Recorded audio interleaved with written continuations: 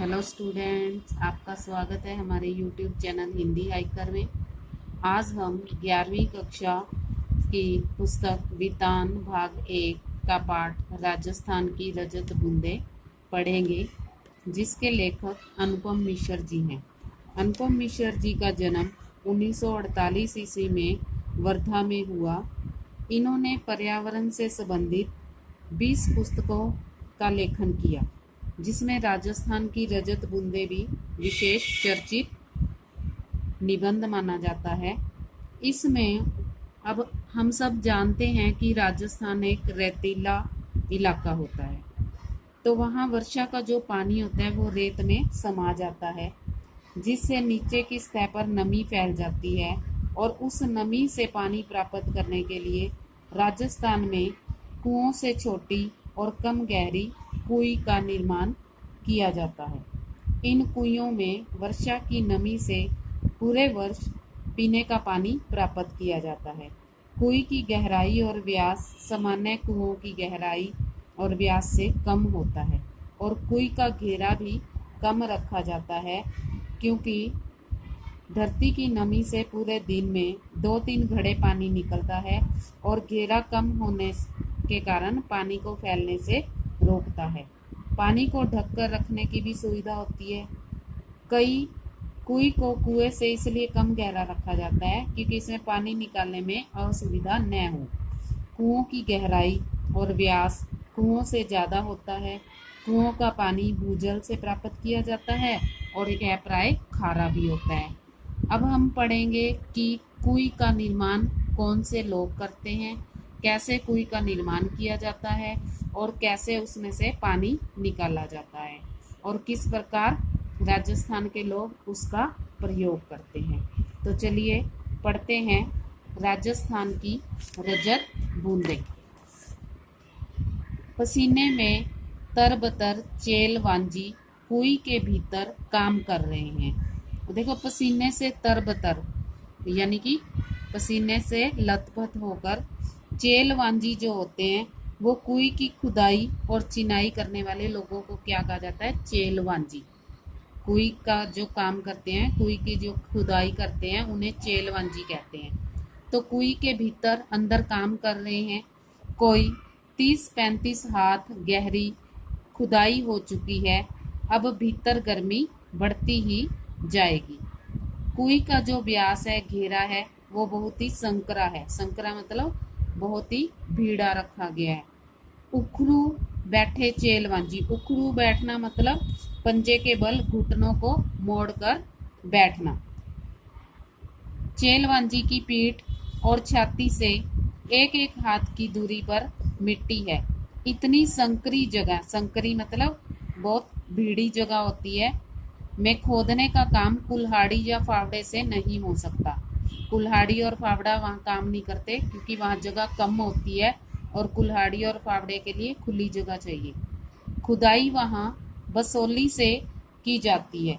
बसोली एक लकड़ी का हत्थे वाला लोहे का औजार होता है।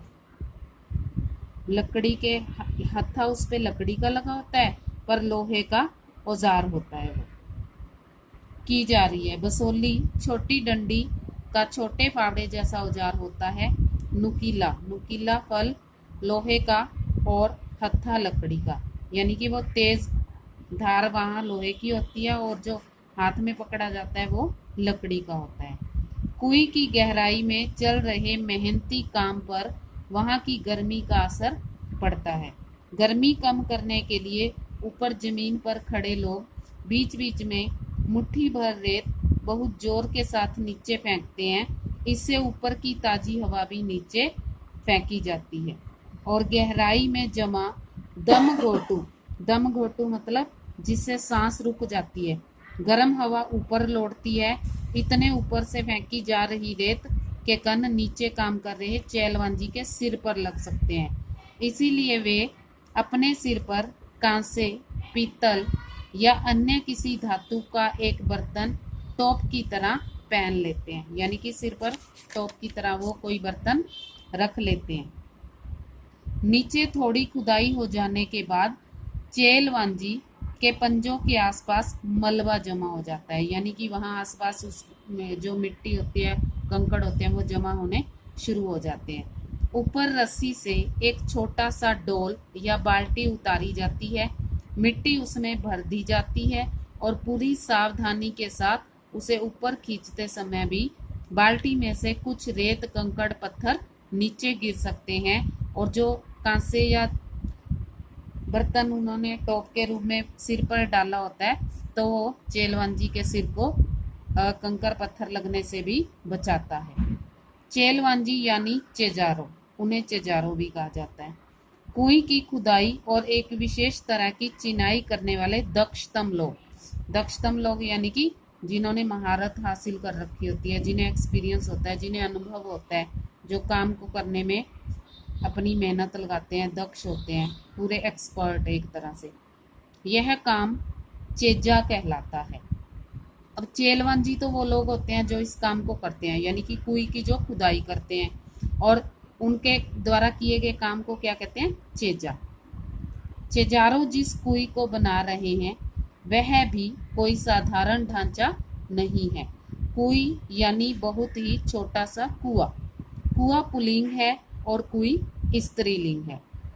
यह छोटी भी केवल व्यास में ही है, गहराई तो इस कुएं की कहीं से भी कम नहीं है। राजस्थान में अलग अलग स्थानों पर एक विशेष कारण से कुइयों की गहराई कुछ कम ज्यादा होती है। कुएं एक और अर्थ में कुएं से बिल्कुल अलग है। कुआं भूजल को पाने के लिए बनता है, पर कुएं भूजल से ठीक वैसे नहीं जुड़ती जैसे कुआं जुड़ता है। कुएं वर्षा के जल को बड़े विचित्र ढंग से समेटती है, तब भी जब वर्षा ही नहीं होती, यानी कुएं में न तो सतह पर बहने वाला पानी है न भूजल है। अब न तो भूमि का जल उसमें दिखाई देता है और न ही पानी। यह तो नेति नेति जैसा, नेति नेति मतलब जिसका कभी अंत न हो, नेति नेति जैसा पेचीदा मामला है। पेचीदा मतलब मुश्किल, यानी कि यहाँ न तो पानी होता है न भूजल होता है, तो यह तो कभी खत्म न होने वाला, इसमें पानी जो है वो इकट्ठा किया जाता है। मरुभूमि में रेत का विस्तार और गहराई अथाह है। अथाह मतलब जिसकी गहराई का अंदाजा नहीं होता, जिसका हम अंदाजा नहीं लगा सकते। यहाँ वर्षा अधिक मात्रा में भी हो तो उसे भूमि में समा जाने में देर नहीं लगती, पर कहीं कहीं मरुभूमि में रेत की सतह के नीचे प्राय 10-15 हाथ से 50-60 हाथ नीचे खड़िया पत्थर की एक पट्टी चलती है। यह पट्टी जहाँ भी है काफी लंबी चौड़ी है, पर रेत के नीचे दबी रहने के कारण ऊपर से दिखती नहीं है। ऐसे क्षेत्रों में बड़े कुएं खोदते समय मिट्टी में हो रहे परिवर्तन से खड़िया मिट्टी का पता चल जाता है। बड़े कुओं में पानी तो 150-200 हाथ पर निकल ही आता है, पर वह प्राय खारा होता है, यानी कि जो पानी कम खुदाई पर निकल आता है वो खारा होता है, इसलिए पीने के काम में नहीं आ सकता। बस तब इन क्षेत्रों में कुइयां बनाई जाती हैं, कुएं जो कुएं से छोटी होती है। पट्टी खोजने में पीढ़ियों का अनुभव भी काम आता है। पीढ़ियों का यानी कि जो हमारे बुजुर्ग लोग हैं, जो पीछे से चला आ रहा है सारा काम, वही एक्सपीरियंस इसमें काम आता है। बरसात का पानी किसी क्षेत्र में एकदम बैठे नहीं तो पता चल जाता है कि रेत के नीचे ऐसी पट्टी चल रही है, यानी कि बरसात का जो पानी है ना वो रेत में समा जाता है, पर जब किसी रेत में नहीं समाता तो वहां पता चल जाता है कि खड़िया वाली पट्टी यहाँ पर है। यह पट्टी वर्षा के जल को गहरे खारे भूजल तक जाकर मिलने से भी रोकती है। ऐसी स्थिति में उस बड़े क्षेत्र में वर्षा पानी भूमि की रेतीली सतह पर और नीचे चल रही पथरीली पट्टी के बीच अटक कर नमी की तरह फैल जाता है। तेज पड़ने वाली गर्मी में इस नमी की भाप बनकर उड़ जाने की आशंका उड़ सकती है, पर ऐसे क्षेत्रों में प्रकृति की एक और अनोखी उदारता काम करती है। रेत के कण बहुत ही बारीक होते हैं, यानी कि यहाँ पर खड़िया जो पट्टी होती है वो वर्षा के पानी को नीचे जाने से रोकती है, यानी कि ऊपर ही रुक जाता है। और एक चीज और यहाँ पर क्या काम करती है कि जो रेत के कण होते हैं वो बारीक होते हैं, वे अन्य मिलने वाली मिट्टी के कणों की तरह एक दूसरे से चिपकते नहीं। अन्य मतलब कहीं और। जहाँ लगाव है वहां अलगाव भी होता है, यानी कि यहाँ ये एक दूसरे के साथ चिपकते हैं, वहां अलग भी हो जाते हैं। जिस मिट्टी के कण परस्पर चिपकते हैं वे अपनी जगह भी छोड़ते हैं और इसीलिए वहां कुछ स्थान खाली छूट जाता है। जैसे दोमट और काली मिट्टी के क्षेत्र में गुजरात, मध्य प्रदेश, महाराष्ट्र, बिहार आदि में वर्षा बंद होने के बाद धूप निकलने पर मिट्टी के कण जो है वो चिपकने लगते हैं और धरती में, खेत और आंगन में दरारें पड़ जाती हैं।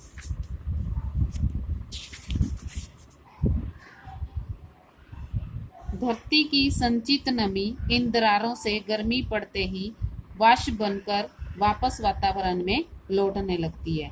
पर यहाँ बिखरे रहने में ही संगठन है, यानी कि ऐसे इलाकों में गर्मी पड़ते ही वाष्प बनकर जो उसी वातावरण में मिल जाते हैं, वहां पर ऐसे कण बिखरे रहने में ही अच्छी बात है, संगठन है, यानी कि जुड़े रहते हैं फिर भी वो।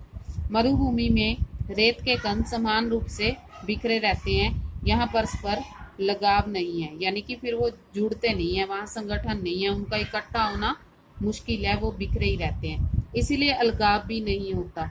पानी गिरने पर कण थोड़े भारी हो जाते हैं पर अपनी जगह नहीं छोड़ते, इसीलिए मरुभूमि में धरती पर दरारें नहीं पड़ती, भीतर समाया वर्षा का जल अंदर ही बना रहता है।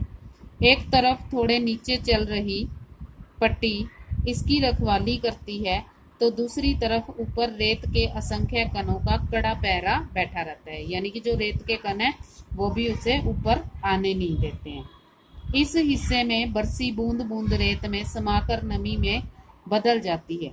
अब यहाँ कुई बन जाए तो उसका पेट उसकी खाली जगह चारों तरफ रेत में समाई नमी को फिर से बूंदों में बदलती है, यानी कि जो वर्षा का जल होता है वहाँ जो नमी होती है, अगर वहाँ कुई होती है तो वो उन बूंदों को इकट्ठा कर लेती है।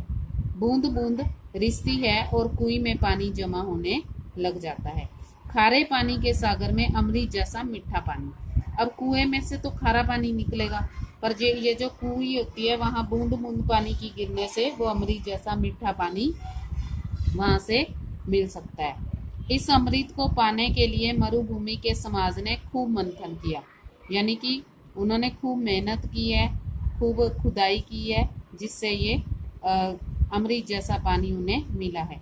अपने अनुभवों को व्यवहार में उतारने का पूरा एक शास्त्र विकसित किया है, यानी कि जो उनका एक्सपीरियंस है, जो वहाँ के बुजुर्ग लोग हैं उनका जो एक्सपीरियंस है, उन्होंने इस काम में काफ़ी सहायता की है। इस शास्त्र ने समाज के लिए उपलब्ध पानी को 3 रूपों में बांटा है। अब यहाँ पानी के 3 रूपों का वर्णन है। जब खुदाई की जाती है तो पानी 3 रूपों में मिलता है। तो पहला रूप है पालर पानी। पानी सीधे ये जो पालर पानी होता है वो सीधे बरसात से मिलने वाले पानी को कहते हैं। यह धरातल पर बहता है और इसे नदी या तालाब आदि में रोक कर इकट्ठा किया जाता है। यहाँ आदि शब्द में भी बहुत कुछ छिपा है, उसका पूरा विवरण आगे कहीं और मिलेगा। कहने का मतलब ये पालर पानी का एग्जाम्पल है कि पालर पानी सीधा बरसात का पानी होता है और उसे नदी तालाब में रोका जाता है। पानी का जो दूसरा रूप है वो है पाताल पानी। यह वही भूजल है जो कुओं में से निकाला जाता है। कुओं में से निकाला जाने वाला पानी पाताल पानी। पालर पानी जो सीधा बरसात का पानी होता है, जिसे हम नदी या तालाब में इकट्ठा करते हैं। पालर पानी और पाताल पानी के बीच पानी का जो है तीसरा रूप होता है, जिसे कहते हैं रेजानी पानी। धरातल से नीचे उतरा लेकिन पाताल में न मिल पाया, पानी रेजानी है। वर्षा की मात्रा नापने में भी इंच या सेंटीमीटर नहीं बल्कि रेजा शब्द का प्रयोग किया जाता है, यानी कि जब वर्षा की मात्रा मापी जाती है तो उसे सेंटीमीटर में नहीं मापा जाता, उसे रेजा शब्द में रेजा कहकर नापा जाता है। और रेजा का माप धरातल पर हुई वर्षा को नहीं, धरातल में समाई वर्षा को मापता है, यानी कि जो वर्षा का पानी धरातल में समा जाता है उसको मापता है रेजा। मरुभूमि में पानी इतना गिरे कि 5 अंगुल भीतर पानी समा जाए तो उस दिन की वर्षा को 5 अंगुल रेजो कहते हैं। रेजानी पानी खड़िया मिट्टी के कारण पाताली पानी से अलग बना रहता है। ऐसी पट्टी के अभाव में रेजानी पानी धीरे धीरे नीचे जाकर पाताली पानी में मिलकर अपना विशिष्ट रूप खो देता है, यानी कि उसी में समा जाता है। यदि किसी जगह भूजल पाताली पानी खारा है तो रेजानी पानी भी उसमें मिलकर खारा हो जाता है। शेष अगले भाग में। अगर आपको ये वीडियो पसंद आती है तो लाइक करें, शेयर करें, कमेंट करें और साथ में दिए गए बेल आइकन को अवश्य दबाएं और चैनल को सब्सक्राइब भी जरूर करें। धन्यवाद।